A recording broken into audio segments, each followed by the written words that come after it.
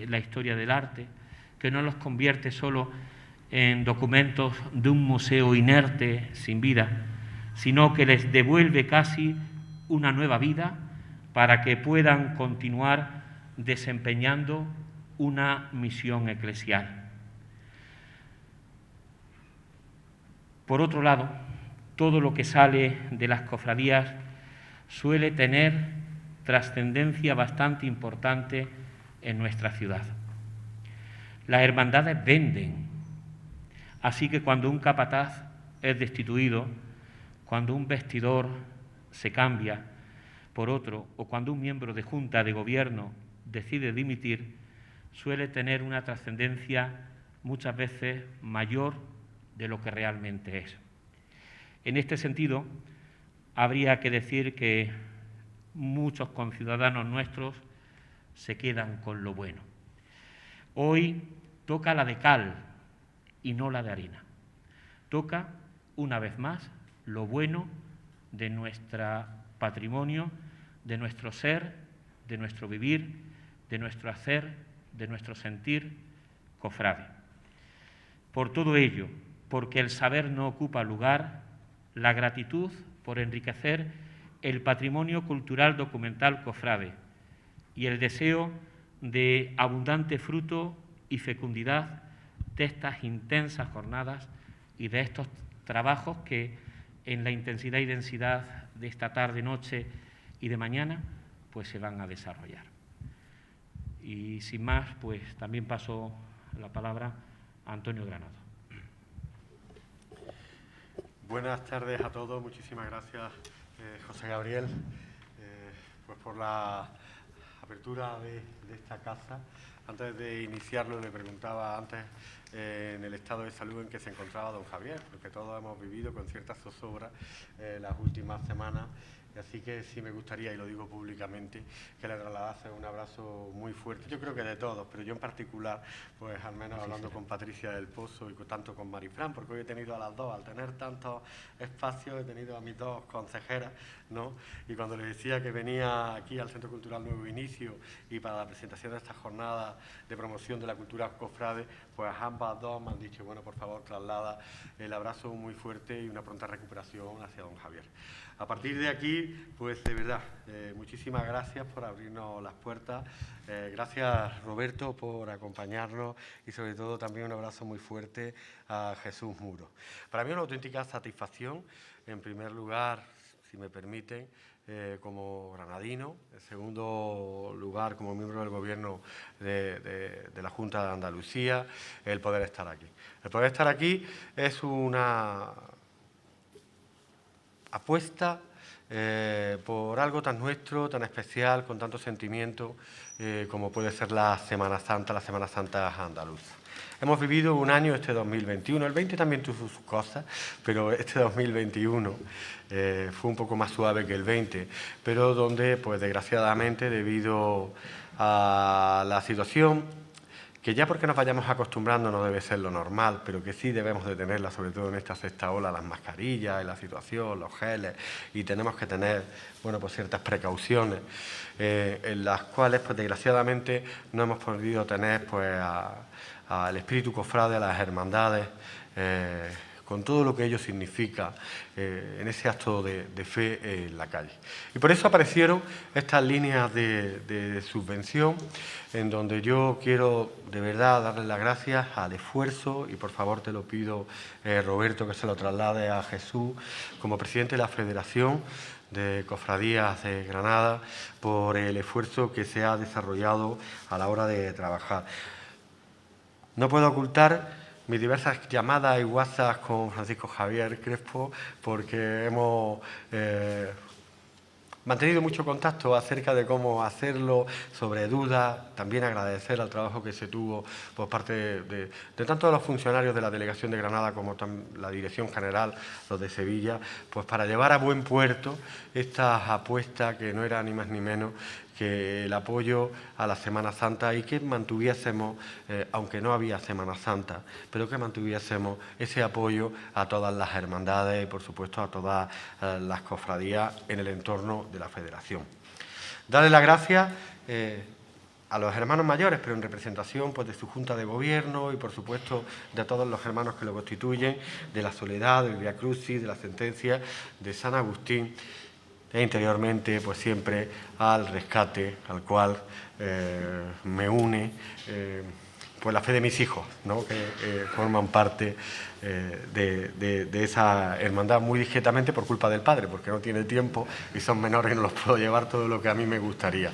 Darle las gracias también a otros hermanos mayores que nos acompañan y a todos ustedes pues para la presentación de esta jornada, que yo creo que son pues bastante interesantes, en donde por lo que estaba viendo del programa y durante esta semana que le echaba una vistazo a los bloques, a las actuaciones, al sentir, pues desde su presentación y sobre todo el objeto de ver las actuaciones y las ponencias que vamos a tener. Bueno, pues en definitiva, para mí es un auténtico honor y sí lamento pues tener que marcharme rápido y no venir mañana, pero no es que me vaya, es que voy a acompañar también a otra hermandad que le tengo muchísimo cariño, que es la Hermandad de la Lanzada, que también tenía otra actuación. Y mañana voy al Museo de la Casa de los Tiros, que tenemos una presentación también de actividades de verano. No es que no quiera yo estar, sí que yo me encantaría de verdad poder imbuirme, sobre todo en las ponencias y en la gente que sabe y sobre todo que traslada y transmite. En definitiva, yo humildemente vengo a darle las gracias a todos ustedes. Vengo a darle las gracias pues, por cuando las administraciones buscan por motivos muy puntuales y como consecuencia, en este caso, de la pandemia, un apoyo a todas las hermandades, pues de esa manera totalmente filantrópica, apoyando, trabajando, bueno, pues se hace posible un programa que, si me permiten ustedes, aquí en la ciudad de Granada es muy potente, de altísima calidad. He visto a Mariano hace un par de semanas cuando estuve en una presentación de una exposición que es fascinante, que a mí de verdad con el cariño, con el sentimiento de esa parte expositiva y sobre todo con algunos elementos que los granadinos, la gente de fe, tiene la posibilidad de acercarse, como estaban las comendadoras de Santiago, con la cofradía y con su hermano mayor en representación de todos. Yo es darle las gracias, no ustedes a nosotros, es darle las gracias a ustedes, pues por seguir con la llama viva en este 2021, cargado de incertidumbre, cargado en algunos momentos de tristeza por aquella gente que hemos perdido y una situación laboral, social, tan difícil. Bueno, pues una vez más, aunque estemos ya tocando las campanas de la Navidad y acercándonos hacia el fin de año, bueno, pues seguimos, sobre todo en esta fecha tan especial como puede ser el mes de diciembre, tan cerca de la Navidad y con lo que implica, desde la perspectiva de fe, quiero decir abiertamente, bueno, pues porque sigamos con esta llama. Yo, en nombre, lo insisto, del Gobierno de la Junta de Andalucía, de Juanma Moreno, de Patricia del Pozo, que es la titular, la consejera de Cultura, vengo a darle las gracias, es decir, que me siento muy satisfecho de haber podido apoyar a esa creatividad viva que tenemos en Granada y que estas 5 hermandades, en el caso de hoy, bueno, pues han tenido durante este viernes. Desde que nosotros nos marchemos empezarán las ponencias, apostando por algo tan nuestro y tan especial como nuestra Semana Santa de Granada. No me extiendo, sí pedirles disculpas, que al terminar, cuando don José Gabriel nos lo diga y don Roberto intervenga, darle las gracias y pedirles disculpas si me tengo que marchar, pero me voy muy cerca, a la calle Adamar, también a acompañar a los compañeros y la Hermandad de la Lanzada. Por mi parte, gracias y espero que, si nos lo permite la pandemia, que nos veamos dentro de muy poco, todas las hermandades disfrutando de la Semana Santa de Granada, de la cual, como granadino, me siento muy orgulloso. Así que, por mi parte, José Gabriel, muchísimas gracias, como siempre, por abrirnos las puertas y a vuestra entera disposición, humildemente, pero en lo que podamos, allí estaremos. Sacamos la línea del arte sacro, sé que se han presentado muchas y estoy todavía pendiente de ver cómo queda, pero no hay que desanimar a aquellas que no hayan entrado, porque tendremos que seguir el año que viene con nuevos proyectos. Y mientras tanto, pues este año ha sido así. Veremos a ver el año que viene qué pasa. Tenemos una situación de presupuesto que nos aprobaron, pero vamos a ver cómo se puede arreglar, pero mientras tanto disfrutemos, que al menos ese es mi punto de vista, hay que vivir el momento y el instante de todas las hermandades que había hecho posible, de la Federación y por supuesto del Arzobispado, que por ello, como empecé, mis palabras de pronta recuperación para don Javier como nuestro guía. Muchísimas gracias, buenas tardes. Gracias, Antonio.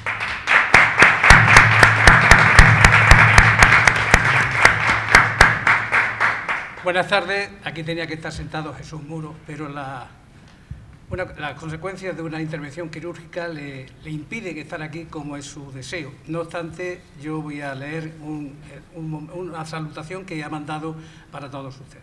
Buenas tardes, estimado amigo Antonio, delegado territorial de Fomento, Infraestructuras, Ordenación del Territorio, Cultura y Patrimonio Histórico en Granada, querido Pater, hermano José Gabriel, mis queridos hermanos mayores, miembros de su Junta de Gobierno, hermanos y amigos. Todos somos conscientes del difícil momento económico que estamos viviendo las hermandades y cofradías, y por qué no decirlo, también hemos vivido difíciles por la falta de contacto con el resto de nuestros hermanos.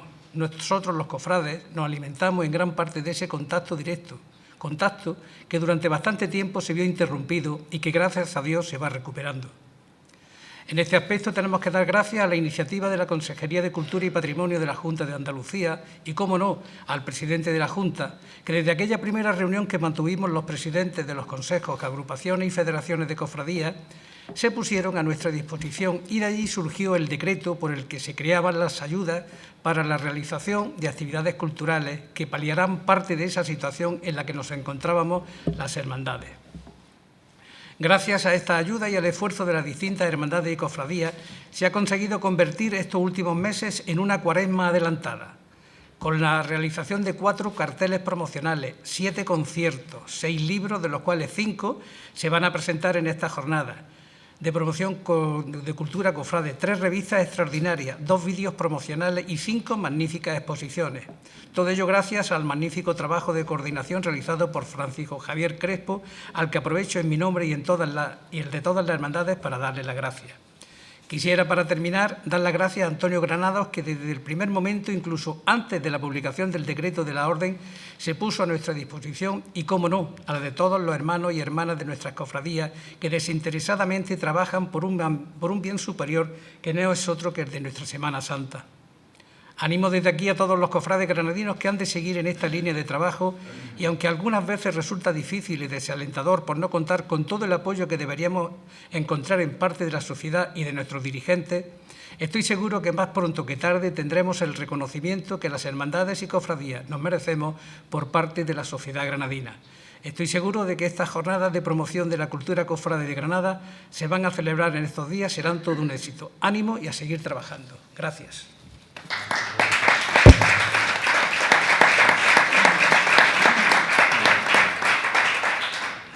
Pues sin más, gracias.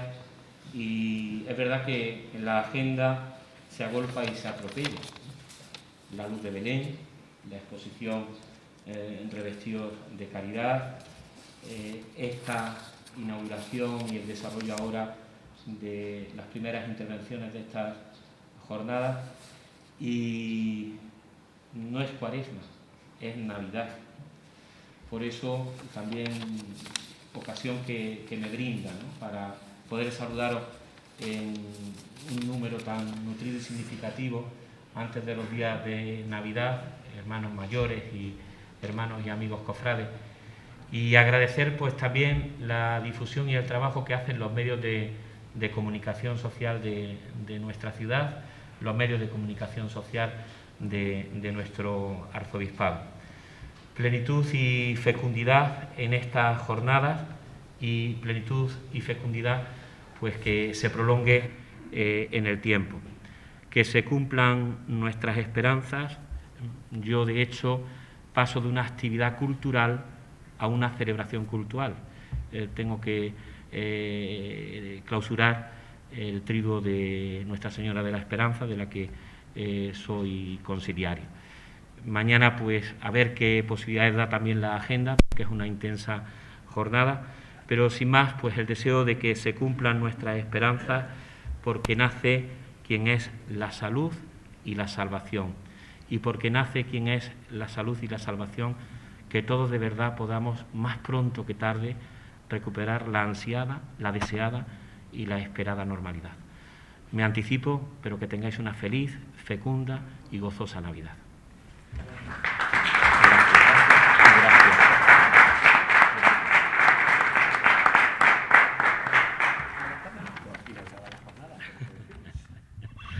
Yo los protocolos, ¿quién me dice, Antonio, que quedan inauguradas evidentemente esta jornada de promoción de la cultura cofrade, y que sean pues ese enriquecimiento no solo de nuestras bibliotecas, sino de nuestro saber, que no ocupa nunca, no ocupa lugar.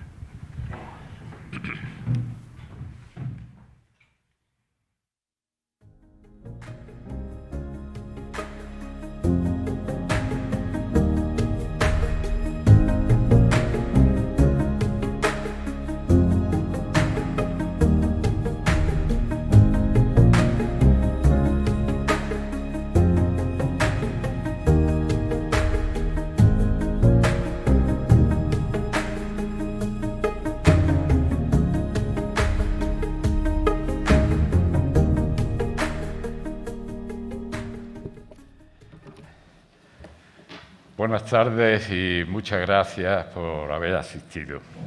Con la anuencia de ustedes me voy a quitar la mascarilla porque creo que tenemos la distancia conveniente. ¿Se oye, no? Bien.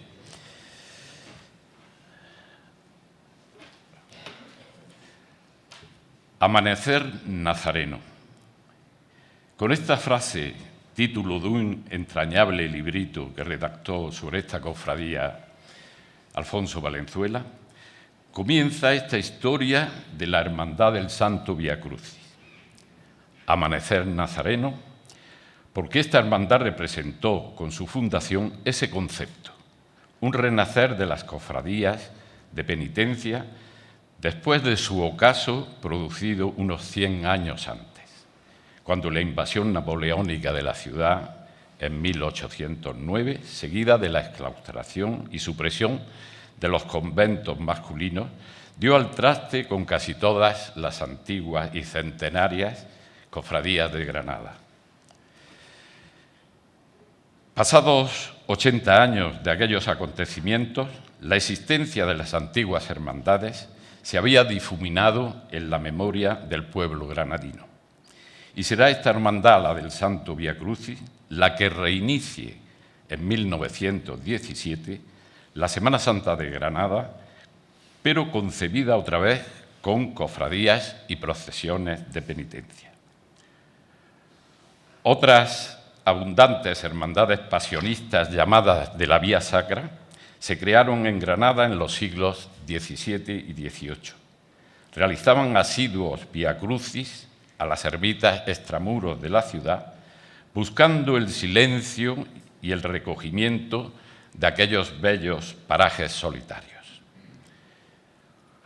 Una de aquellas vías sacras fue la albaycinera que se andaba desde el convento de San Antonio de Fajalauza a la ermita. Este convento estaba pegado a la muralla, no sé si sale aquí. Parece que no.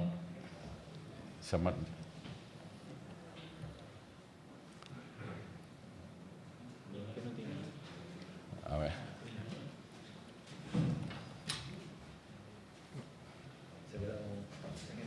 Se ha quedado bien. Sí, se ha quedado ya.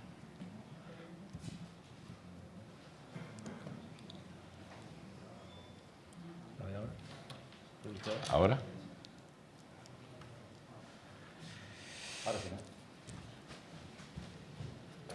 Se andaba esta vía sacra desde el convento de San Antonio de Fajalauza, que estaba pegado a la muralla por esa zona del...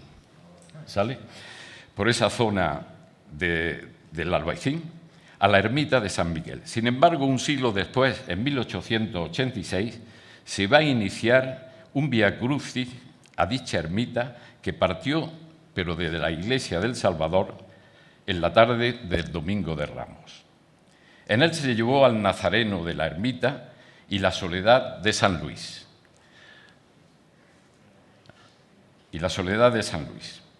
Ya no se realizó como antiguamente desde el convento de San Antonio, porque había desaparecido con la exclaustración de los frailes en 1836. Ese Vía Crucis se repitió en 1910 y seguramente otros años más, celebrado en esta ocasión por la Hermandad Sacramental del Salvador. Ese se realizó ya en la madrugada del Viernes Santo y participaron personas que estarían en la fundación de la cofradía. Pero con aquellas dos imágenes se venían efectuando otros actos pasionistas en el Albaicín, al menos desde 1882, pues cada año eran trasladadas a la Iglesia del Salvador para presidir los cultos de Semana Santa esas dos imágenes. Y ese año 1882, el Albaicín comenzó también a realizar desde la Iglesia del Salvador una procesión para sustituir el tradicional entierro de Cristo y la procesión de la Soledad del centro de la ciudad, que no se pudo celebrar.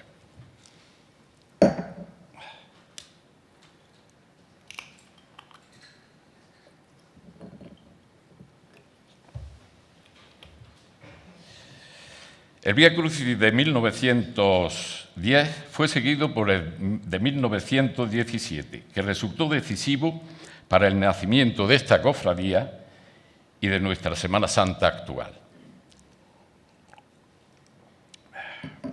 En él se emplearon nazarenos con hábitos y se levantaron por primera vez los 14 altares de las estaciones en el itinerario que iba desde El Salvador a la ermita.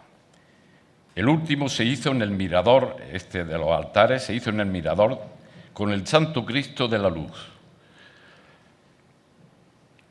imagen de mucha devoción en la Granada antigua y también de San Juan de Dios. Destruida la iglesia en la República, desapareció la imagen esta. Fue un Vía Crucis austero, sin bandas de música, con solo la capilla del maestro Vidal, que entonó diversas plegarias y dolores de pasión. Así lo había pedido el arzobispo Meseguer y Costa, prelado que decidió que la Semana Santa de Granada se recuperara con cofradías. Con esta austeridad comenzó esta hermandad, cosa que fue perdiendo con el tiempo y que hoy, afortunadamente, ha vuelto a recuperar. El Nazareno de San Miguel parece que se veneraba en la ermita desde el siglo XIX, en una hornacina que estaba junto al cancel, que aún existe.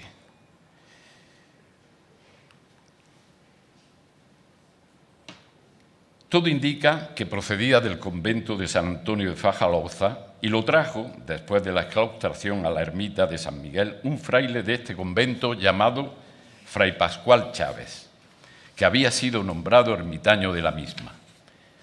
Hoy aún los restos de Fray Pascual reposan a los pies de la ermita, debajo de la hornacina de Jesús Nazareno, según dice la lápida que allí existe.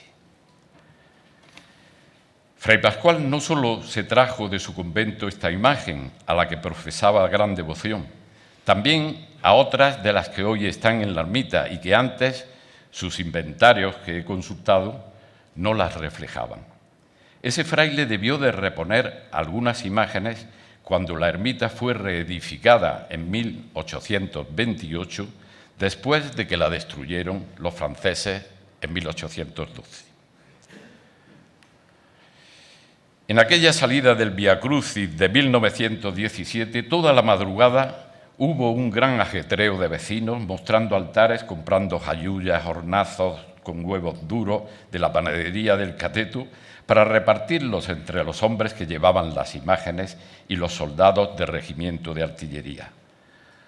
A raíz de este Vía Crucis, algunos de sus organizadores piensan fundar una hermandad de penitencia que lo celebrara anualmente cada madrugada del Viernes Santo. Para ello, forman una comisión en la que se preparan estos Vía Crucis y que esa comisión duró hasta 1922, en que ya consigue la hermandad estatutos. Su principal artífice y primer hermano mayor sería don Santiago Valenzuela Suárez.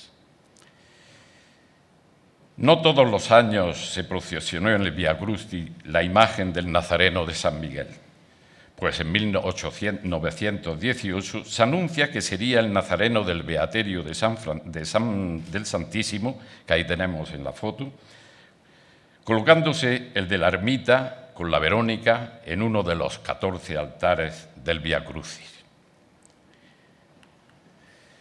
Pero en 1924 la cofradía decide contar con una imagen propia para realizar una procesión por el centro de la ciudad el martes santo.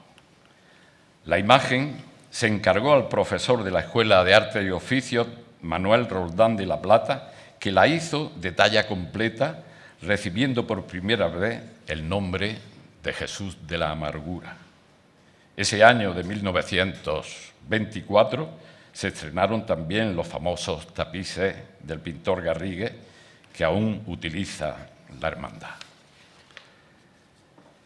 Esta segunda procesión por la ciudad, con el Nazareno de Roldán, se incorporó a la general del Santo Entierro Antológico, que a partir de 1925 dejó de celebrarse, porque ya en esa fecha se habían fundado varias hermandades independientes para salir cada uno de los días de la Semana Santa, como quería el arzobispo Meseguer y Costa. Esa procesión por el centro de la ciudad provocaría cierta controversia entre los directivos de la hermandad, que deseaban una presentación más austera, como la del Vía Crucis de la madrugada, y los que pedían algo más espectacular, con bandas de música, con caballería del regimiento de Lusitania, soldados romanos a caballo, y parece que estos últimos se impusieron.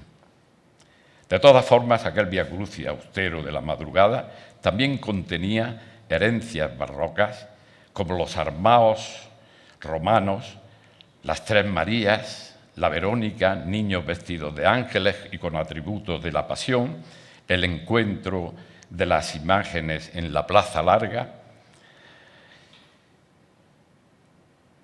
También esa procesión por el centro de la ciudad se celebraba un encuentro con la Soledad de Santa Paula en la Gran Vía, junto al Instituto Padre Suárez, encuentro que se repitió algún año más.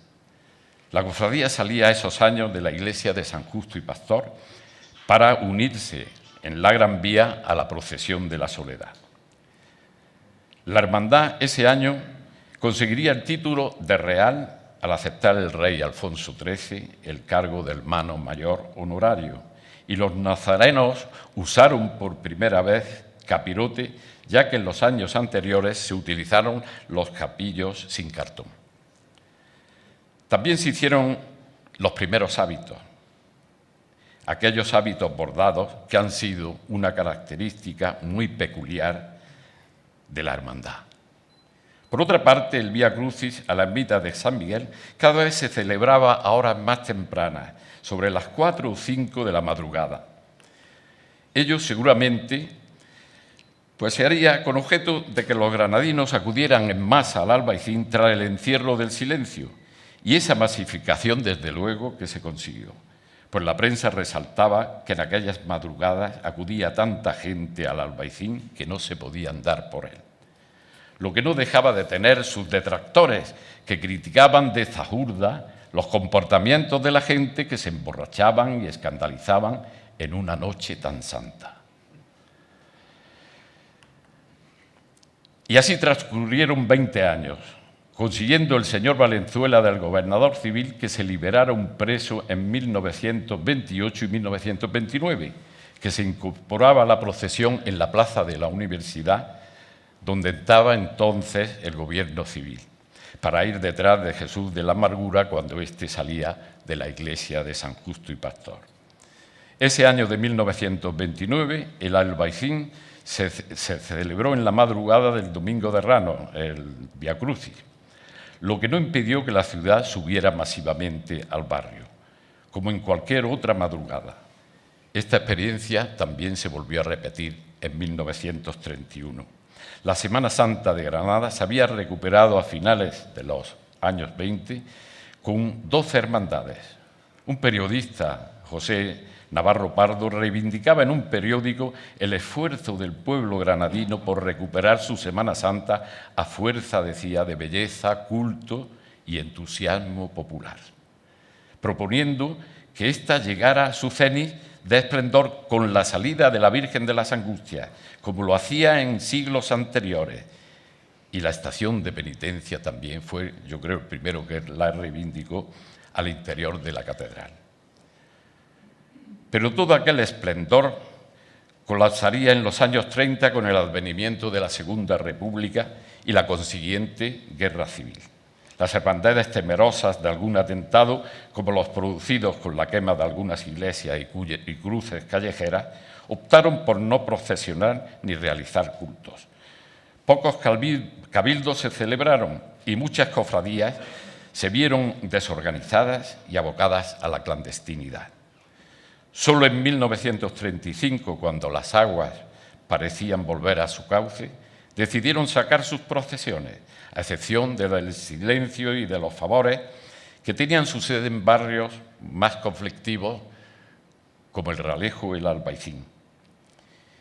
La del Vía Crucis, que tenía su sede en este barrio, salió el martes santo de la catedral y volvió a ella, colocándose los tapices de las estaciones alrededor del templo catedralicio. Lógicamente, en el Albaicín no se celebró por los mismos motivos de seguridad el Vía Crucis.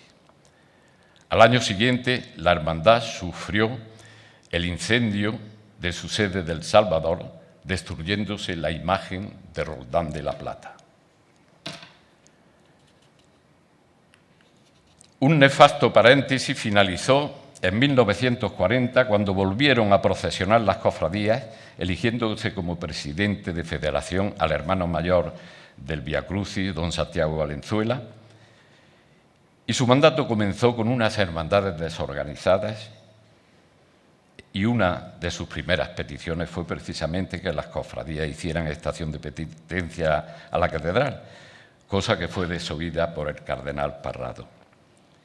Destruido Jesús de la Amargura, que hiciera Roldán de la Plata, se buscó para la estación de penitencia del martes santo del año 40 al nazareno de la Iglesia de las Angustias, atribuido a Pablo de Rojas y que tenía un antecedente muy importante en la Semana Santa antigua, pues la Hermandad de la Patrona lo había procesionado en sus estaciones de penitencia de pasados siglos. A partir de ese año 40, la cofradía seguirá saliendo de la catedral cada martes santo al estar arruinada su sede del Salvador. Por esta causa tampoco se celebrará el Vía Crucis del Albaicín hasta 1943.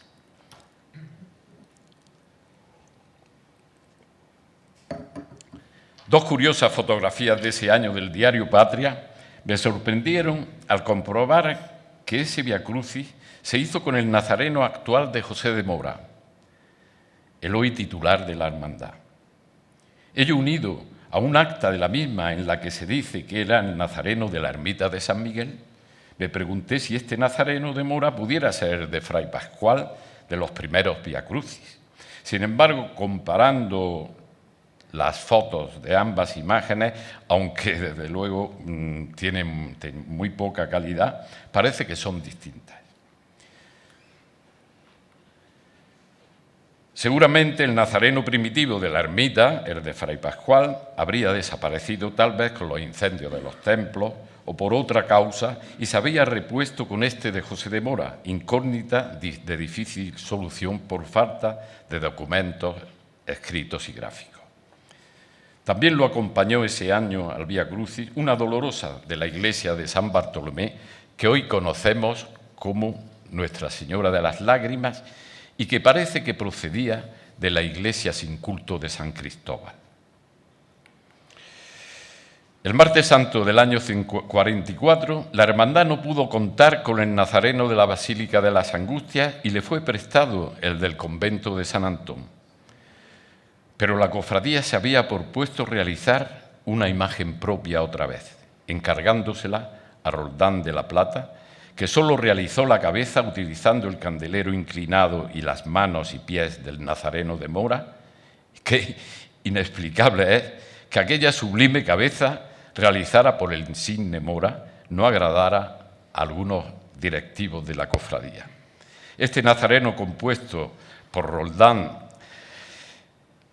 de la Plata en 1945, se bendijo en la iglesia de San Bartolomé por el obispo auxiliar, Monseñor Hurtado, hoy en proceso de canonización, que estrenó también la hermosa túnica bordada que aún conserva la hermandad. Esta composición parece que tampoco convenció, pues 3 años después, en 1948, se procesionó el nazareno de talla completa del convento de San Bernardo, atribuido al Círculo de Mena, y sobrevestido con la túnica bordada. Durante estos años ya pensaba la cofradía en contar con una imagen mariana para su procesión del Martes Santo, y habiendo nombrado la jefatura del sector aéreo como hermano mayor honorario, se propuso procesionar una dolorosa bajo el título de Nuestra Señora de Loreto, patrona del Ejército del Aire y advocación de hondas raíces albaicineras, pues fue titular del convento suprimido de Agustinos Descalzos, que estaba enfrente del de Santo Tomás de Villanueva. Hoy es un Carmen.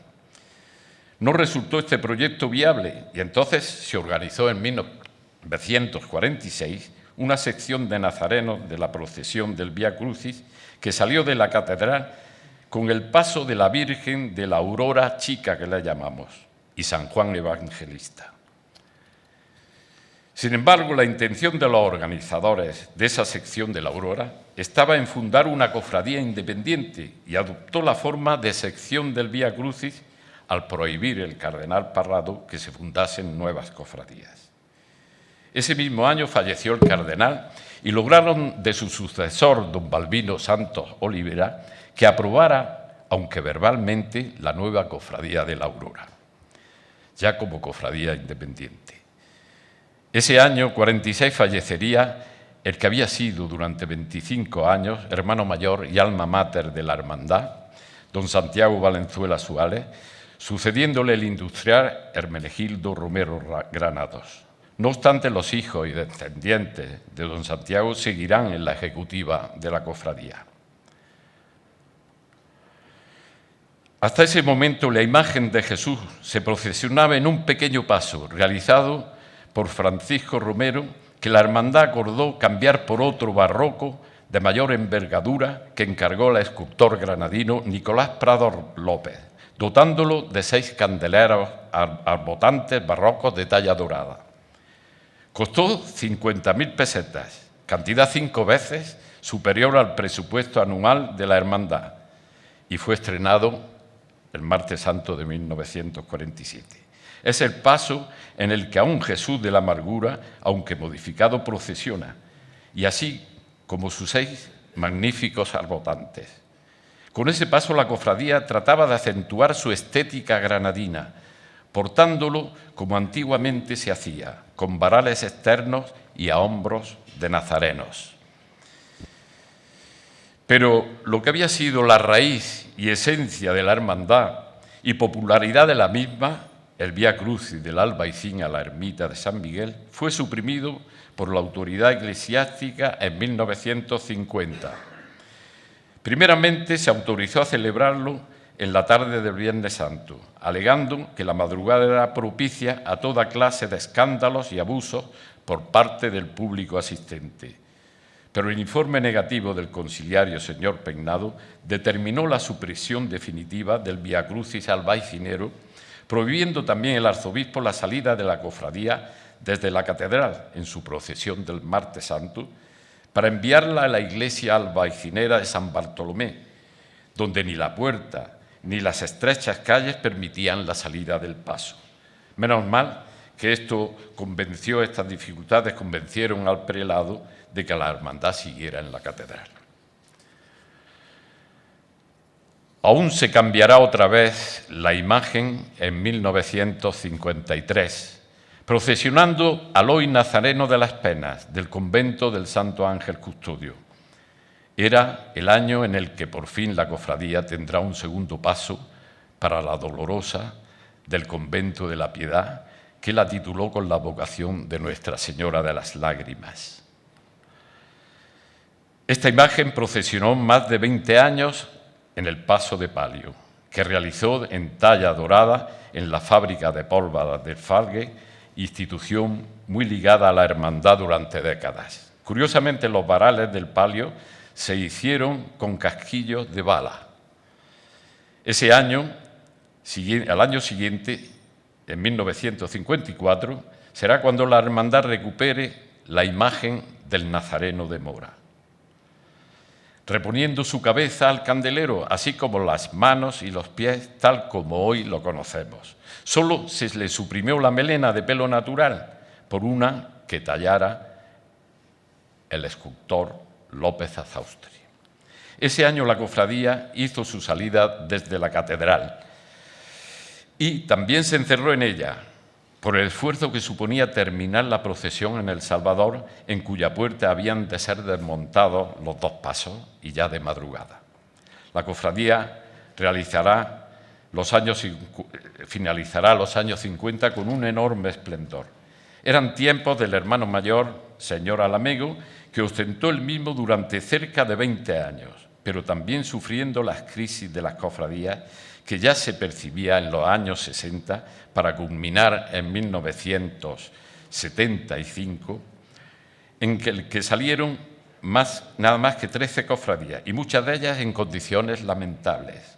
La carestía de los gastos y del comportamiento chantajista de los costaleros asalariados y un clima apático de los granadinos con su Semana Santa, entre otras causas, provocaron una profunda crisis. El Vía Crucis del Albaicín quedó olvidado en la memoria de los granadinos, así como la conexión de la hermandad con este barrio, al permanecer todo el año su titular en la capilla de Santa Ana de la Catedral. Allí, antes de Semana Santa, se trasladaba a la Virgen desde el convento de la Piedad para los cultos y procesión. Sin embargo, siempre estuvo en el deseo de la misma recuperar el Vía Crucis albaicinero, intentando realizarlo sin resultado en 1958 y años después, en el 76-77. Se realizó el Vía Crucis albaicinero en estos 2 años, pero no tuvo la acogida popular de las primeras décadas de la cofradía. No se subió tampoco a la ermita de Arcángel, encerrándose en la iglesia de San Bartolomé. Después se volvió a prohibir. Pasada la gran crisis en 1976, la hermandad contará con otra bella dolorosa granadina para procesionar con la vocación de Virgen de las Lágrimas, procedente también de San Bartolomé, y que será la titular mariana a partir de ese año. La hermandad comenzará una época de moderada recuperación, permaneciendo en sus directivas los miembros de las familias Valenzuela, Entrala y Gaya, tan ligadas a la cofradía desde sus orígenes. Regirá la hermandad en esa época don Alfonso y doña Carmen Valenzuela, nietos del fundador, que se afanarán en buscar una nueva iglesia al comunicarle el arzobispo que deberían abandonar definitivamente la catedral en 1988. Tras varios tanteos en varios templos, se le ofreció por el vicario el de San Juan de los Reyes, de importante significado histórico, aunque en pésimas condiciones de conservación.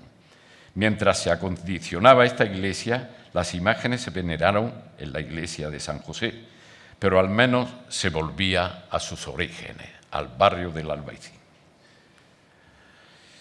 La hermandad tenía delante importantes retos y gran escasez de medios materiales y humanos para afrontarlos, desde la restauración de la iglesia hasta la de las imágenes, y a ello había que añadirle, en 1989, un hecho gozoso: el dar culto a una nueva titular mariana, Nuestra Señora de los Reyes, bella dolorosa del siglo XVIII, atribuida al escultor Antonio Asensio de la Cerda, heredero en Málaga de los modelos del maestro granadino Pedro de Mena.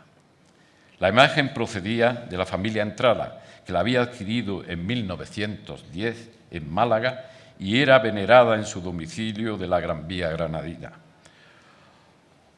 Otro amago de recuperar el Via Crucis a la ermita de San Miguel se produjo en 1992 con motivo del aniversario, el 75 aniversario de la fundación de la Hermandad. En esta ocasión partió de la madrugada de la iglesia de San Juan de los Reyes, que aunque fue un gran acontecimiento, no tuvo la popular asistencia de los antiguos Via Crucis albaicineros. Por desgracia, el pueblo granadino desconocía aquel Via Crucis por el que nació la cofradía. La iglesia de San Juan de los Reyes se estaba acondicionando, así como una capilla anexa. Por ello, hubo 3 años en que la hermandad, en el año 91 al 93, la hermandad tuvo que salir el paso de palio de el Palacio de los Córdoba y de la iglesia de San Pedro. Después se hará desde dicha capilla anexa. Con la iglesia de San Juan de los Reyes como sede, la hermandad irá cambiando su estética penitencial para actualizarse con nuevos enseres, nuevos pasos y recuperando paulatinamente en aquellas últimas décadas la severidad que la caracterizó en sus primeros años fundacionales.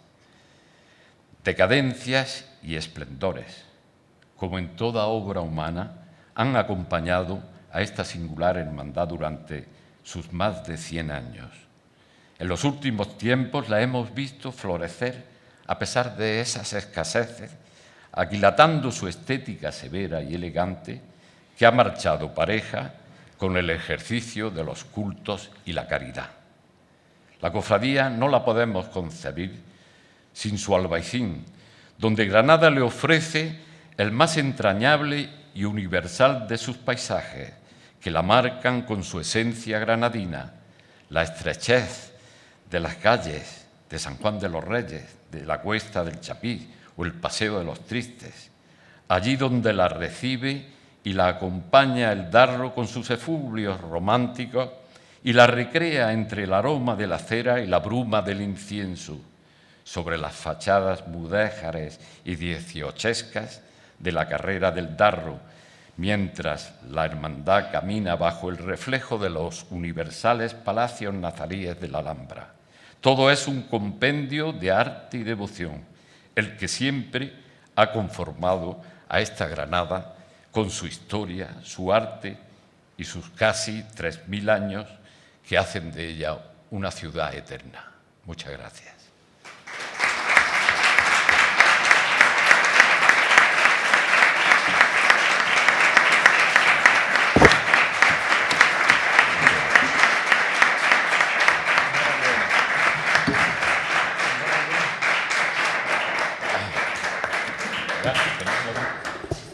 Yo solamente, muy rápido, puesto que la agenda aprieta, darte las gracias, Antonio, a ti particularmente, más allá del protocolo. Ya la presentación se le ha dado a las entidades que subvencionan el libro y que han trabajado. Francisco, muchísimas gracias por ser alma mater de este proyecto, es así. Antonio, hace ya 5 o 6 años, ¿no?, que empezamos a hablar del libro. Sí. La falta de financiación. Ha habido otros que han tardado más. Nos impidió tenerlo en nuestras manos antes, pero sí es cierto que gracias también a que Fran encendió la bombilla, La hermandad se puso a disposición en este trabajo y lo tenemos muy cerca de ver este sueño que empezamos a trabajar en la anterior Junta de Gobierno. Y básicamente recoge, son 252 páginas, no lo tenemos físicamente porque va a estar de aquí a una semana, estamos las 5 hermandades en las mismas circunstancias, pero creo que va a ser una joya, Antonio, el poder conservar y compilar los 100 años de historia de la hermandad, que no es más que la dedicación y el trabajo de todos sus hermanos, desde los orígenes hasta la actualidad. Gracias a vosotros también, lo tengo que decir, porque veo muchos rostros de hermanos y hermanas de nuestra hermandad, que sin duda son un orgullo para estos 100 años de historia, que vamos a cumplir ya 105, y nada más. Reiterarte otra vez el agradecimiento, la paciencia también, puesto que cuando uno termina una obra y la ve ahí madurar y no salir del congelador, pues ya ha sido en este mes frío de diciembre cuando lo vamos a tener muy cerca ya en nuestras manos. Y nada, y un hermano mayor que todavía no ha visto a la hermandad en la calle, o no la ha puesto en la calle, pues ve esas imágenes y se imagina un esplendoroso martes santo, ¿no? No sé yo tal cual viene la cosa con Omicron, no sé si lo veremos, pero por lo menos podemos disfrutar mientras tanto, y os invito a que empapéis del libro, a que entréis en él, porque hasta los propios hermanos vamos a descubrir parte de nuestra historia, y aprovechando que está aquí el hermano mayor, mi amigo Vicente de San Agustín y Enrique de la Soledad, qué curioso. Lo siento por ti, José Antonio, porque lo nuestro iba de nazarenos, no iba de cautivos ni de rescatados. Y qué curioso que nos hayamos juntado esta tarde-noche aquí con un nazareno que fue parte de nuestra hermandad por mor de las circunstancias, que hoy es titular de la Hermandad del Santísimo Cristo de San Agustín, y que la imagen de Nuestra Señora de la Soledad acompañara a Jesús de la Amargura por las calles de nuestra ciudad. También lo hizo la Virgen de la Esperanza, lo hizo la Virgen de la Aurora, todo unos detalles que nos cuenta Antonio aquí y que por fin ve la luz. Y bueno, lógicamente en media hora resumir un libro. Hay muchos datos interesantes. Y también pues todo lo que supuso la conmemoración del centenario, que aprovecho que ha entrado Mariano, que fue parte de esa comisión de trabajo que capitaneó Miguel Luis López Guadalupe, que tan buenos resultados dio. Y por último, pues agradecer, estáis unos cuantos aquí también, colaboradores gráficos del libro, como Fernando, Manuel, que no estaba por aquí, pero ahora no lo veo, el archivo también personal de Alfonso, el archivo de la hermandad en el que han contribuido todos los hermanos, y Miguel, que está allí al fondo. Muchísimas gracias por aportar vuestro material a este libro, y nada, pronto disfrutaremos de él. Muchas gracias.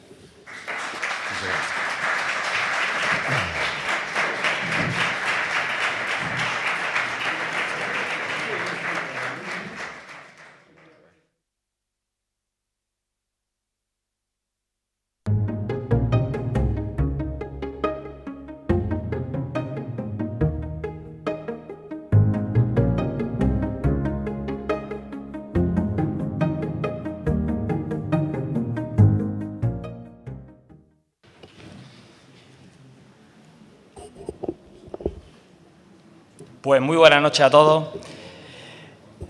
No me voy a alargar más en los agradecimientos, son muchísimos, sinceramente, aunque parece un trabajo muy breve, como bien ha dicho antes Antonio, y difícil de resumir, pero llegar hasta aquí implica un trabajo enorme de años. Nuestro libro también ha sido un parto largo, de hecho, creo que casi de más de 20 años, tenía que haber estado en el año 2000, o sea que... Pero, en fin, aparte de estos agradecimientos, yo sí quisiera destacar algo de esta jornada y de, en general, todo lo que se ha conseguido con el proyecto que estamos llevando a cabo, y es la unidad de las hermandades. Estamos hoy aquí 5 hermandades, otros hermanos mayores, agradezco a Mariano su presencia también, pero sobre todo lo que más me enriquece como hermano mayor es las relaciones que estamos teniendo con el resto de hermandades.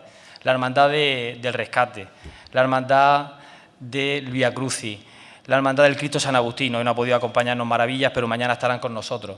Qué hermandades y qué historia, qué antigüedad, ya lo ha comentado Antonio, las relaciones que hay entre una y otra. Y sinceramente es lo que más nos enriquece. Yo creo que todo este proyecto, lo hemos comentado varias veces los hermanos mayores, todos estos proyectos lo que están haciendo es unirnos, estamos teniendo más relación que nunca, y el hecho de llevar a cabo estas jornadas cofrades en plena Navidad prácticamente, pues más todavía nos une y esperemos que esto sea un punto de partida para que nuestra Semana Santa siga creciendo, evolucionando y desde luego nosotros vamos a seguir luchando que en lo cultural Granada tenga su seña de identidad en la parte cultural y en eso estamos luchando. ¿Y qué voy a decir de mi hermano? Queda feo que lo diga, de mi hermano de sangre y de hermandad, pero aunque sea desde Valladolid está aportando su granito de arena para que, ya digo, la Semana Santa de Granada se caracterice, aparte de por la historia, la gran riqueza de sus tallas y la tradición que tenemos, que la cultura quede ahí reflejada en todos los libros y en todo el trabajo que se está llevando a cabo. Y sin más, pues él es el protagonista de todo esto, le cedo la palabra. Bueno, ¿se escucha bien? Sí, ¿no? Sí, sí. A mí me acongoja un poco hablar, a pesar de eso, de Archivos Generales Simancas, Universidad de Valladolid, detrás de Antonio Padial, que es memoria viva de la Semana Santa de Granada. Pero bueno, porque yo siempre me he reconocido una persona que sé bastante poco de Semana Santa, sinceramente. Pero vamos a intentarlo, vamos a intentarlo. El fino trazo de la pluma. ¿Por qué lo hemos llamado así? Yo creo que es de formación profesional, de archivero. Yo siempre he pensado que en los documentos descansa la verdad de las cosas, principalmente por el motivo por el que nace. Los documentos de archivo nacen como producto de un procedimiento administrativo. Por lo tanto, no hay subjetividad en ellos. Hay la objetividad de un procedimiento administrativo o jurídico que ha generado su génesis. Otra cosa, que por eso el trazo es muy fino, es que los documentos no nos digan lo que nosotros queremos escuchar. Porque muchas veces no son todo lo elocuentes que nos encantaría que lo fuesen. Qué fantástico sería cuando, si pusiesen los documentos, en este caso de la Soledad, Nuestra Señora de la Soledad, que la hizo, sería fantástico. Pero no, ellos ya lo sabían que la había hecho, pero no lo pone, no era necesario, ¿no? Y en esa incertidumbre, que en el fondo es, a mi entender, maravillosa, porque si no estaría todo hecho, esa incertidumbre a mí me encanta. Yo siempre he dicho que si no lo descubrimos antes, cuando me muera, cuando se abran las puertas del cielo, de las primeras cosas que preguntaré, oye, perdón, el Cristo de San Agustín y la Virgen de la Soledad, ¿quién la hizo? Esas serían de las cosas que primero preguntaré, a ver qué me cuenta San Pedro. Si es que me lo cuenta, a lo mejor me dice, bueno, vas a esperar un poquito más. Purgatorio. Y en esa incertidumbre tan maravillosa de los documentos, vamos a empezar aquí hoy un pequeño viaje documental a la historia de los documentos de la Soledad. Un viaje que yo he pretendido que genere más incertidumbre que respuestas. Me vais a decir, pues vaya una historia, ¿no? Pero yo siempre he pensado que las respuestas correctas solo se alcanzan con preguntas adecuadas. Y entonces la idea de hoy es generar preguntas que nos permitan alcanzar respuestas adecuadas. Este viaje, a ver si pasa esto, a ver, un momentito. Ahora, este viaje comienza muy cerca de donde yo venía esta mañana conduciendo, en Medina del Campo, en el año 1504. Hacía hoy 2 grados bajo cero. El 26 de noviembre de 1504 posiblemente hacía también un frío importante. Ese año moría la persona que tenéis ahí en esa fotografía, que es la reina Isabel la Católica. Entre todo el marasmo documental que genera su testamentaría, en donde Granada tuvo un papel muy importante, sobre todo por la Capilla Real, hay una especial atención hacia una pequeña ermita, que luego daría lugar a un convento, que es el de los Santos Mártires, que en principio recae sobre los franciscanos, su cuidado, y que paulatinamente se va a ir convirtiendo en un centro de peregrinación debido a determinados hechos milagrosos alrededor de esta ermita. Esta ermita, ya digo, estaba sostenida por la Corona de Castilla, pagada por los reyes católicos, y hay un documento, de hecho en Simancas, donde Fernando el Católico, una vez había muerto su esposa, dice, ojo, la ermita esta la tenéis que cuidar, porque ella consideraba que era muy importante la reina, ¿no? Fernando fue muy cuidadoso en el cumplimiento de los últimos deseos de su esposa. Esta ermita, ¿qué tiene que ver con la soledad? Pues, en principio, la Hermandad de la Cabeza y Soledad, que es como se llamaba, según el epítome historial de los carmelitas de Miguel Rodríguez Carretero, decía que hacía cofradía de sangre todos los Viernes Santos hacia esta ermita. La verdad es que el texto no es muy claro. La verdad es que este Fray Miguel no escribía con una pluma muy elocuente. Curiosamente, esta ermita, y aquí lo dejo, tenía entre sus decoraciones, en el retablo, un descendimiento de la cruz. Es curioso, es curioso. Yo siempre he pensado, y vamos adelantando cosas, que la soledad, cuando decide convertirse en entierro de Cristo, realizaba un desenclavamiento, una ceremonia de desenclavamiento. Y es curioso que esta cofradía de la soledad, que años después llegaría a ser de la soledad y entierro de Cristo, se dirigiese hacia una ermita donde precisamente había en su altar un descendimiento de la cruz. Una cofradía que, y este documento está aquí al lado, está en la Catedral de Granada, lo ha encontrado la profesora Marisa García Valverde, que está haciendo un trabajazo espectacular en el archivo catedralicio. Una cofradía que claramente en los años 60, 70 está muy consolidada. Yo siempre le digo a los alumnos míos de la Universidad de Valladolid y a los investigadores que van a Simancas y que pasan por mis manos, digo, si estáis buscando una institución o una persona, sigue siempre el rastro del dinero. Suena así un poco tal, pero es la verdad. Si tú pagas, es que existe. Si no pagas, no existe. Y si te pagan, también existe. Si no cobras, no existe. Has muerto o has desaparecido. Este documento es interesantísimo, es de los años 70. Es el repartimiento a las cofradías de Granada del impuesto del subsidio. El subsidio era uno de las tres gracias, subsidio, excusado y cruzada, que consiguieron los reyes católicos que se pagase a las arcas de la hacienda regia a través de una serie de impuestos de carácter eclesiástico. Aquí podemos ver arriba a la cofradía de Nuestra Señora de la Soledad en el monasterio de la Cabeza, 30 maravedí. 30 maravedí. Por lo tanto, si pagaba, es que existía. Estamos ahora en la caza y captura del documento más antiguo donde aparezca ese asiento contable. Esto a veces, pues por suerte o por desgracia, no es por arte de magia, es por arte de mucho trabajo. Sobre todo los asientos contables son terribles, son legajos así de gordos, donde a lo mejor un renglón es el que te lo dice todo. Pero bueno, esa es la batalla en la que estamos.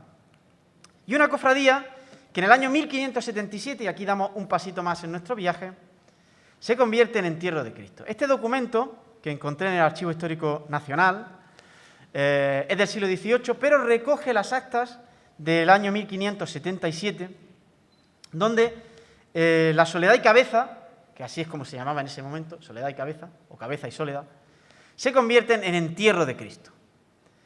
Y la procesión era la siguiente: el pendón negro, que tiene la dicha cofadría, que es como ellos se expresan, y la cruz grande de madera, puesta en el Calvario con el sudario y luego Cristo, de la suerte y manera que lo bajaron de la cruz, tendido en unas andas y cubierto con un velo delgado, de manera que pueda verse, a significación de cómo lo llevaron a enterrar, y a Señor San Juan y a la Virgen de la Soledad, como iba en seguimiento de su hijo, para ver dónde le enterraba, y que este entierro lleve mucha cera encendida, lo que vieren que sea necesario, conforme a la disposición del tiempo y poder de la cofradía, o sea, en función del dinero que tuviese.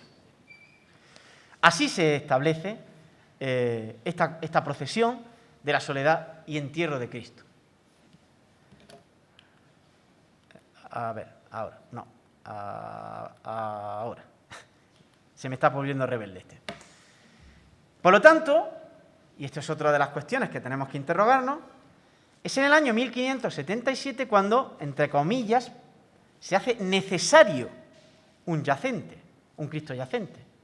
Hasta ese momento, pues a lo mejor servía con ese altar que podía haber en la ermita de los santos mártires. Pero ahora vamos a construir un entierro de Cristo y necesitamos, evidentemente, una talla cristífera. Claro, pero ¿quién hizo esta talla? En principio, se ha hablado de Pablo de Rojas, pero ya el profesor López Guadalupe habló de Diego de Aranda y de Pedro de Raxis.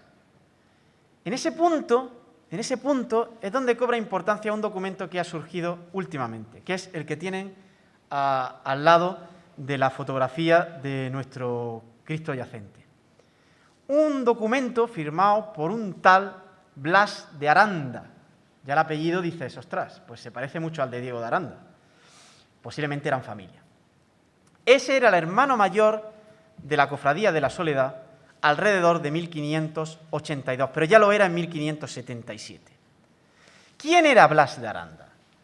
Blas de Aranda no era personaje baladí, era un potentado bordador del ámbito de los artesanos bien posicionados de Granada, que había trabajado con diversos artistas, entre ellos Pedro de Raxis y los Raxis, a los que ya había servido él como fiador en diversas obras de arte, como recoge en un artículo Daniel José Carrasco de Jaime, donde habla donde rescata una serie de documentos donde este Blas de Aranda es fiador. Fiador es una persona que pone la cara o fía el dinero ante una obra de arte de este Pedro de Raxis. Además, aparece en un documento que este Pedro de Raxis estaba trabajando en la policromía de un Cristo con un San Juan y con una María. Es curioso, por lo menos llama la atención. Aquí lo podemos dejar, porque claro, esto supone tener que seguir avanzando. Pero como hipótesis de trabajo es bastante interesante. Es bastante interesante, sobre todo esa vinculación que puede tener Blas de Aranda con Diego de Aranda, que sería el tallista, y que, evidentemente, refuerza la tesis que ya lanzase en su tiempo Juan Jesús López Guadalupe sobre la autoría del Cristo del descendimiento, del yacente. Avanzamos un poco más en el tiempo hasta el año 1591. La Cofradía de la Soledad, muy consolidada ya en Granada, pero tal vez, amenazada en su ambiente de la Semana Santa por ciertas actuaciones del arzobispado en esos momentos, tendentes a reducir el número de cofradías existentes en la Semana Santa granadina, decide iniciar su periplo romano. Y con el fin de huir de esta autoridad arzobispal, o posiblemente, como también defiende Miguel Luis López Guadalupe, para darle realce y fuste a la hermandad, se agrega a la Archicofradía de la Oración y Muerte, de la Orazione e Morte, de Roma. Aquí tenemos un documento que está precisamente en el Archivo Diocesano de Roma, que es el poder a Bartolomé de Quesada, acólito y referendario del Papa, para obtener esta agregación. Este documento, además, está firmado por varios, creo que Blas de Aranda también está, por varios miembros de la Cofradía de la Soledad, y refrendado por los distintos escribanos públicos del número de Granada, para darle mucho más fuerza. Este documento se entregó en su momento a la Cofradía de la Orazione e Morte de Roma, a la que se consiguió agregar en el año 1591. Más adelante, la Cofradía de la Soledad decide agregarse, 1594, a nada menos que a la Archicofradía de la Santísima Resurrección de Roma, la Cofradía de los Españoles de Roma, una de las cofradías más importantes de la Ciudad Eterna.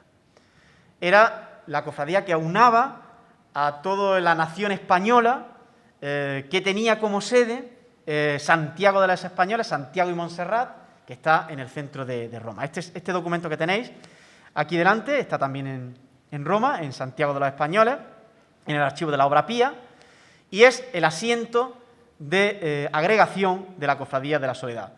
Societate Domini Nostri Solitudinis et Sepelionis Christi, fundati in monasterio Domini Nostri Carminis Fratrum, Carmelitarum Calcitorum, Carmelita Descalzo, Civitatis Granatensis.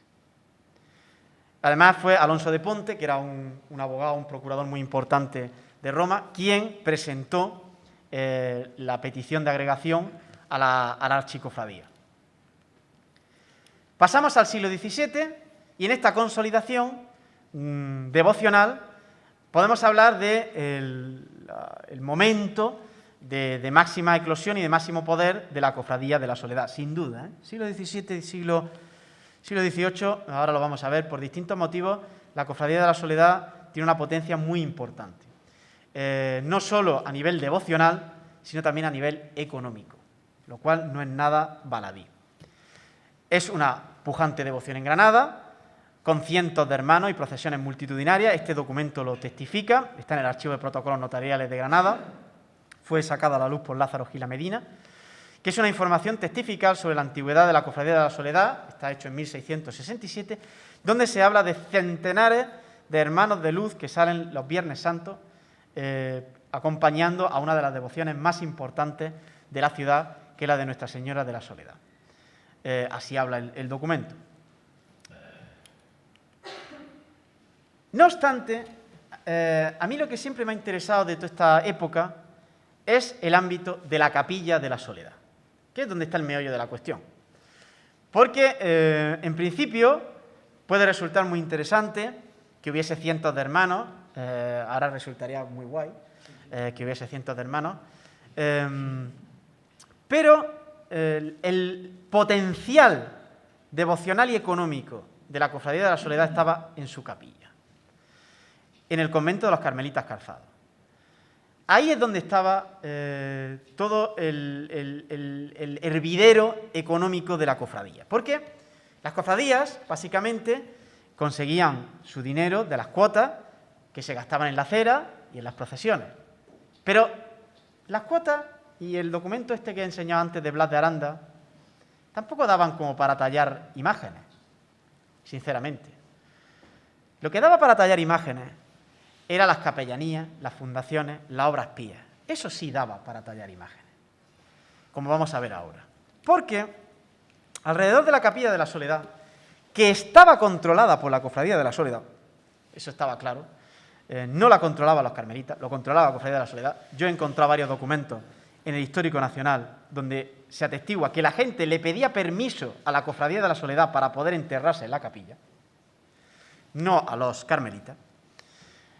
Había montado un compendio de rentas, de censos, de alquileres, de préstamos alrededor de fundaciones pías que giraban en torno a la Capilla de la Soledad. Principalmente hay dos fundaciones muy interesantes, una la de Juan López de Almagro, ensamblador del Círculo de los Mena, ilustre y acérrimo, muy militante, cofrade de la Soledad, muy orgulloso de serlo además, que siempre me ha resultado curioso que estuviese un poco al margen, no digo que él fuese el tallista que talló la Virgen, pero que es curioso que teniendo un tallista de cierto fuste del Círculo de los Mena, no interviniese en nada en la talla de la Soledad. Es curioso, cuanto menos. Que creó una capellanía en torno a la Capilla de la Soledad. Pero sobre todo Tomás López de Rojas. Tomás López de Rojas es el gran salto cualitativo y cuantitativo de esta capilla. Es un rico mercader granadino, tiene una historia muy curiosa. Este Tomás López de Rojas básicamente era un mercader de tela y en un negocio con las Indias se la juega. O sea, básicamente él sabía que se la estaba jugando todo su dinero. Y yo creo que, atenazado por el miedo y la congoja de que la cosa saliese mal, negociar con las Indias era fastidiado, porque si se te hundía el barco se acabó. O sea, se te iba todos los ahorros. Esto era peor que lo de Rumasa, o sea, es que lo perdías todo, Pues se acogió a la Virgen de la Soledad para que le ayudase en este negocio. A mí me hace mucha gracia, me resulta muy curioso esto, porque parece que la Virgen de la Soledad era una virgen, por lo que parece en esa época, estamos hablando de finales del 17, que era una virgen de los mercaderes, porque todo el círculo de Tomás López de Rojas son mercaderes, amigos de él, que son miembros de la Cofradía de la Soledad. O sea, parece ser que no era raro o extraño que determinados comerciantes se acogiesen a la Virgen de la Soledad para que sus negocios les saliesen bien. Esto puede resultar un poco escandaloso a nivel devocional, pero era lo que ocurría en el siglo XVII. Bueno, a lo que iba. Este hombre le sale bien el negocio y crea 4 capellanías en torno a la capilla.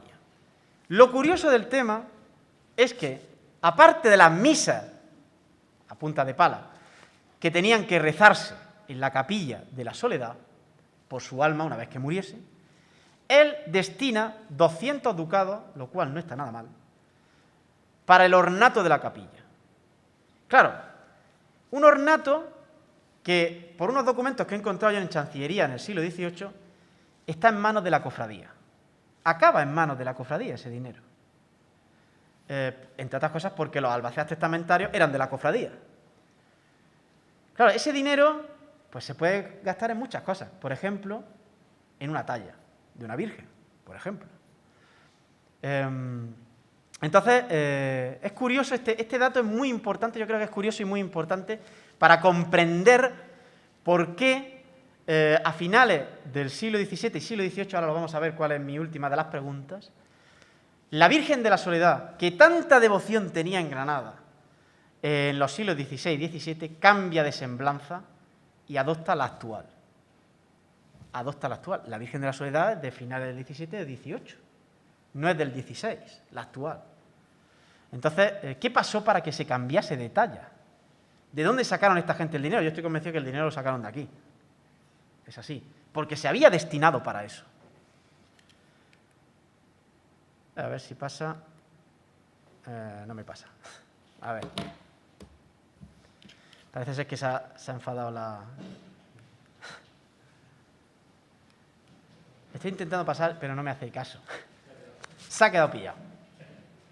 Bueno, son gajes del oficio. Algo he tenido que decir que le ha fastidiado a algún fantasmilla. ¿Se ha quedado? Ahora, vamos a ver. Vale, si lo quieres poner tú. Sí. A ver. ¿En modo presentación? En modo presentación. Ahora. Y ahora llegamos a 1722. Claro, esta fecha puede decir relativamente poco. A mí, de hecho, no me decía nada hasta hace relativamente poco. Siempre se ha dicho que la talla de la Soledad, de la que ya he adelantado de dónde podría salir ese dinero, se talla a finales del XVII. Incluso se habló de Pedro de Mena como uno de los artífices de la talla de la Soledad. Pero llega el año 1722 y hay un incendio en Nuestra Señora de la Cabeza. 1722, 7 de diciembre concretamente, no 1723 como dice la Gacetilla Curiosa, que ahí hay un error reiterado. Este incendio se sabe que afecta seriamente a la Iglesia. Se sabe que se salvan por las crónicas, como la que tienen ustedes en este pantallazo, que se conserva, este impreso que tienen ahí en medio, que se conserva en la Biblioteca Histórica de la Universidad de Sevilla, afecta a la Iglesia. Se sabe que se salva la talla de la Virgen del Carmen, te lo pone, y, si no me falla la memoria, el Cristo, que es actual Cristo de la Sentencia, que estaba antes en el Carmen calzado. Eso se salva. Del resto no dice nada. Y es un incendio importante. No es 4 cenizas. ¿Cómo lo sabemos? Por el documento que tienen aquí al lado derecho. Ese documento es del Archivo Municipal de Granada, donde los carmelitas calzados piden ayuda a las autoridades para poder reconstruir el convento. Se ha quemado. Se les ha quemado el convento. Los carmelitas no eran muy pedigüeños, ¿eh? Nada pedigüeños. O sea, la cosa tenía que ser seria. Y de hecho el Estado, la corona, les da 300 ducados de donativo para que puedan reconstruir el convento del incendio que se había producido. Ahora viene la pregunta, que es la que yo me hago a veces. Concho, ¿esto afectó a la Capilla de la Soledad? Desde luego al archivo creo que sí, porque los documentos anteriores a 1722 habían desaparecido. Y el archivo de la Soledad estaba en la Capilla de la Soledad. ¿Se quemó la Virgen de la Soledad antigua en este incendio? Pues no lo sé. Lo que sí que es cierto es lo que he vuelto a decir. Esta maravillosa talla que tienen ustedes en pantalla no era la que procesionaba a mediados del XVII ni en el siglo XVI. Y si esa talla que procesionaba en el siglo XVI y en el siglo XVII tenía tantísima devoción, con cientos de luces y tal, ¿por qué la cambiaron? ¿Por qué la cambiaron por esta talla? Yo no digo que esta sea mala, por Dios, que sálvame Dios, pero la cambiaron. ¿Significa que esta talla de la Soledad se talló a partir de 1722? Pues habría que empezar a preguntarse si tenemos que buscar documentos en otras fechas. No digo que se hiciese, pero que había que preguntarse que habría que hacerlo, sí, desde luego. Es así. Yo no cerraría la puerta totalmente a decir, pues a lo mejor, de hecho lo he preguntado a varios expertos de arte y no me comentan que sea descabellado. Es una hipótesis, y esa es un poco la última pregunta que quiero dejarle. Esto que deja un mal cuerpo tremendo, porque les he cambiado todos los esquemas en 5 segundos. Quiero despedirme de esta conferencia tan atípica, es un poco atípica, porque generalmente en las conferencias pues, se dan respuestas a las cosas y queda uno fenomenal. Y aquí uno ha quedado un poco como, porque no sabemos casi nada. Pero vuelvo a decir que eso es lo maravilloso de los documentos y de los archivos, el no saber casi nada. Si no, no iríamos. Y llegar al 2022, desde 1504, con una foto de otra reina, la reina de San Jerónimo. Antes hemos empezado con la reina Isabel la Católica y vamos a terminar esta ponencia con la reina de San Jerónimo, que espero que sea coronada o recoronada, como queramos llamarlo, en el año 2022.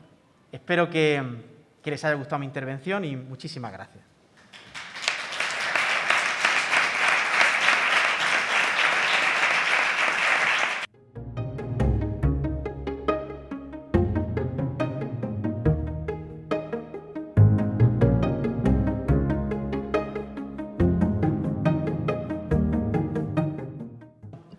Pues mañana nos vemos a las 10:30. A las 10:30 y les emplazo a que sigan disfrutando de esta jornada y muchísimas gracias por venir. Venga, buenas noches.